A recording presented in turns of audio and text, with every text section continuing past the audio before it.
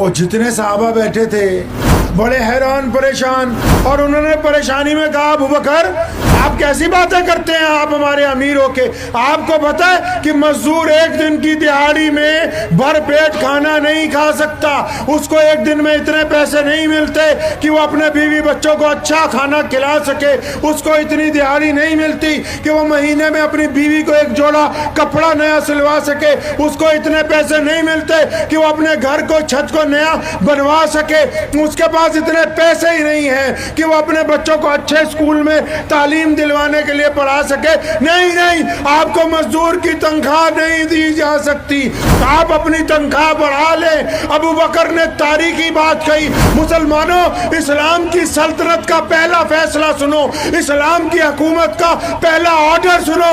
خلیفہ مسلمین جب اپنے تخت پر بیٹھا، جو سب سے پہلے نوٹیفیکیشن اس نے جاری کیا وہ سنو، اس نے کہا اے عمر، اے ابو بکر کہتا ہے تم کو، سنو ابو ہریرہ، سنو عبداللہ ابن زبیر، اے میرے بھائیو سنو۔ صدیق اکبر رضی اللہ تعالیٰ عنہ، کون صدیق؟ جو سب سے بڑے مسلمان ہیں۔ کون جی؟ سب سے بڑے مسلمان ہیں، جن کے بارے میں قرآن بھی نازل ہوا، جن کو رسول اللہ نے اپنا دوست کہا، جن کی حمایت میں آیتیں اتری، اور جن کو رسول اللہ صلی اللہ علیہ وسلم نے اپنی زندگی میں اپنے مصلی پر امامت کے لیے اگر کسی کو کھڑا کیا تو وہ کون ہے؟ ابو بکر ہے رضی اللہ تعالی۔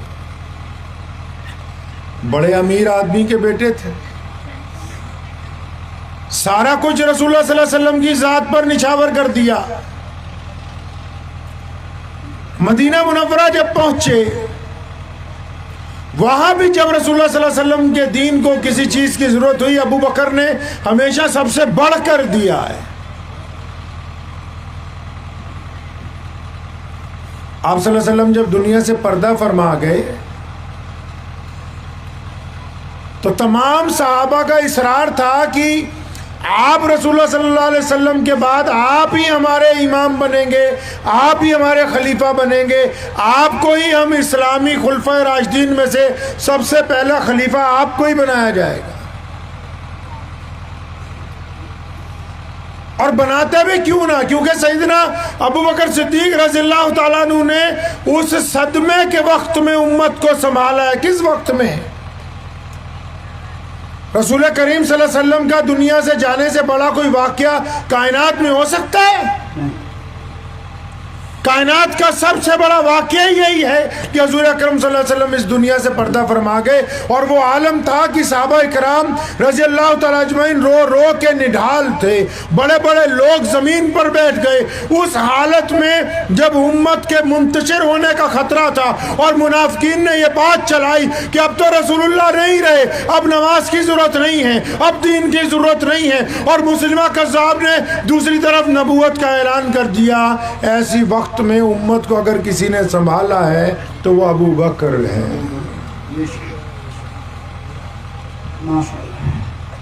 اب ابو بکر نے کیا کیا؟ یہ مہنگائی پر مجھے جو بات یاد آئی، اصل میں وہ قصہ آپ کو سنانا ہے۔ خلیفہ بن گئے، جس دن خلافت کے تخت پر بیٹھنا تھا، خلافت کی گدی پہ بیٹھنا تھا، چارج لینا تھا، تو آپ کے گھر سیدنا عثمان رضی اللہ تعالیٰ عنہ اور عمر رضی اللہ تعالیٰ عنہ، علی مرتضیٰ رضی اللہ تعالیٰ عنہ اور عبداللہ ابن زبیر، یہ 3-4 بڑے صحابہ اکرام رضی اللہ تعالیٰ اجمعین ابو بکر رضی اللہ عنہ کے گھر پہنچ گئے کہ پتہ لگا ہے کہ خلیفہ بنتے ہی اپنا سب کچھ اللہ کے راستے میں دے دیا ہے، اب کوئی جائیداد باقی نہیں، کوئی مال دولت باقی نہیں، سب کچھ ہی دے دیا کہ بس آج سے میں سراپا مسلمانوں کی، دین کی، انسانوں کی خدمت کے لیے ہوں۔ کہنے لگے ہاں میں نے سب کچھ دے دیا ہے۔ تو کہنے لگے بھائی ہم تیرے پاس اس لیے آئے ہیں کہ جب اب کام بھی کوئی نہیں کرنا، سارا دن لوگوں کی خدمت کرنی ہے، سارا دن مصیبت زدہ لوگوں کے مسئلے سننے ہیں، سارا دن غریبوں کی مدد کرنی ہے، خلافت کا کاروبار چلانا ہے، تو یہ گھر میں چولہا کیسے جلے گا؟ کھانا کہاں سے کھاؤ گے؟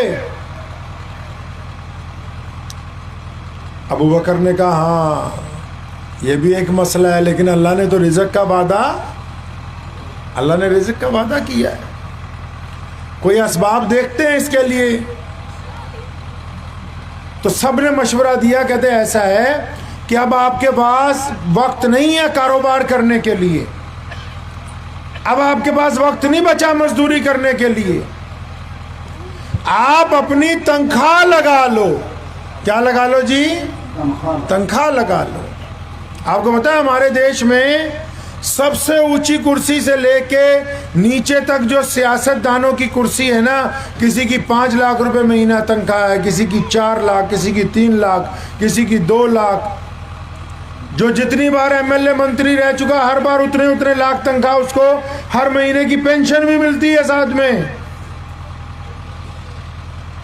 تو یہ سسٹم تو ابو بکر رضی اللہ تعالیٰ عنہ کے دور سے شروع ہوا۔ صحابہ نے کہا کہ آپ ہمارے امیر ہیں، آپ ایسا کریں نا اپنی تنخواہ لگا لیں۔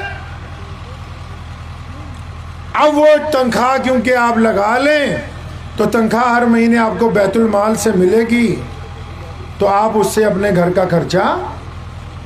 ابو بکر رضی اللہ عنہ کو یہ بات پسند آئی، انہوں نے کہا ٹھیک ہے میں تنخواہ لگا لیتا ہوں۔ اب تنخواہ کتنی لگائیں جی؟ تنخواہ کتنی لگائی جائے؟ کسی نے کہا کہ اتنے 1000 دینار لگا لو، 20,000 لگا لو، 50,000 دینار لگا لو۔ ابو بکر رضی اللہ عنہ کہا نہیں یہ تو بہت زیادہ ہے، میں بیت المال سے زیادہ پیسے نہیں لے سکتا ہوں، جتنی میری ضرورت ہے بس اتنے ہی۔ اب مشورہ ہو رہا ہے کہ بھئی کیا کیا جائے، تنخواہ کتنی طے کی جائے۔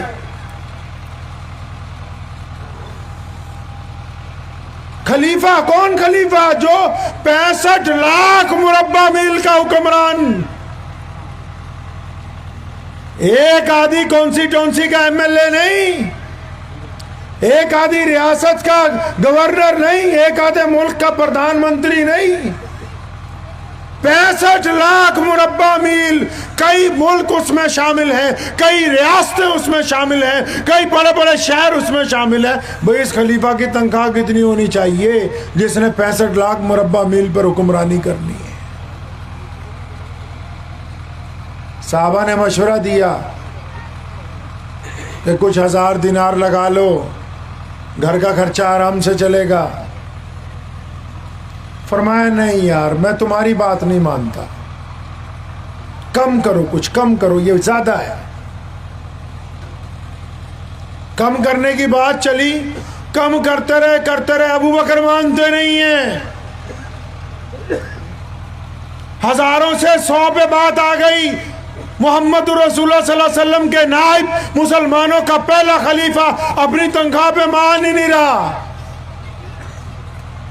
پھر اچانک سب کو چپ کروایا اور تاریخی لفظ کہے ہیں سیدنا ابو بکر صدیق رضی اللہ تعالیٰ عنہ نے، فرمایا اے عمر ایسا نہ کر دیں کہ جتنی مزدور کی روز کی دہاڑی بنتی ہے، جتنا مزدور ایک دن کے اندر کماتا ہے، جب وہ صبح کو منڈی میں جاتا ہے اور شام کو جتنے پیسے اس کو مزدوری کر کے ملتے ہیں، کیونکہ میں بھی ایک انسان ہوں، عام انسان ہوں، جیسے باقی مسلمان ہیں، جیسے باقی اور لوگ ہیں، میں بھی ویسا ہی ہوں۔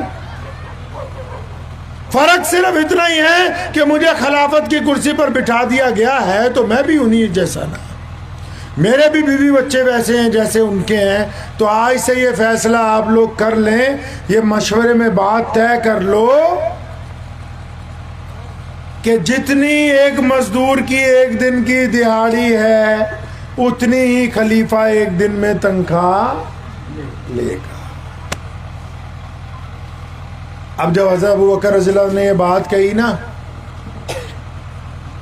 اور جتنے صحابہ بیٹھے تھے بڑے حیران پریشان، اور انہوں نے پریشانی میں کہا ابو بکر آپ کیسی باتیں کرتے ہیں آپ ہمارے امیر ہو کے، آپ کو پتہ ہے کہ مزدور ایک دن کی دہاڑی میں بھر پیٹ کھانا نہیں کھا سکتا، اس کو ایک دن میں اتنے پیسے نہیں ملتے کہ وہ اپنے بیوی بچوں کو اچھا کھانا کھلا سکے، اس کو اتنی دہاڑی نہیں ملتی کہ وہ مہینے میں اپنی بیوی کو ایک جوڑا کپڑا نیا سلوا سکے، اس کو اتنے پیسے نہیں ملتے کہ وہ اپنے گھر کو چھت کو نیا بنوا سکے، اس کے پاس اتنے پیسے ہی نہیں ہیں کہ وہ اپنے بچوں کو اچھے اسکول میں تعلیم دلوانے کے لیے پڑھا سکے۔ نہیں، آپ کو مزدور کی تنخواہ نہیں دی جا سکتی، آپ اپنی تنخواہ بڑھا لیں۔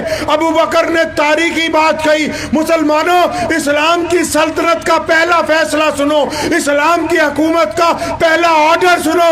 خلیفہ مسلمین جب اپنے تخت پر بیٹھا، جو سب سے پہلے نوٹیفیکیشن اس نے جاری کیا وہ سنو، اس نے کہا اے عمر، اے ابو بکر کہتا ہے تم کو، سنو ابو ہریرہ، سنو عبداللہ ابن زبیر، اے میرے بھائیو سنو، اگر مزدور ایک دن میں اتنا نہیں کماتا کہ وہ اچھے سے نہیں کھا سکتا تو میں مسلمانوں کا خلیفہ ابو بکر آج سے ایک مزدور کی مزدوری اتنی زیادہ بڑھاتا ہوں کہ مزدور بھی اپنے گھر میں آرام سے کھانا کھائے، خلیفہ بھی اپنے گھر میں بیٹھ کے آرام سے کھانا کھائے۔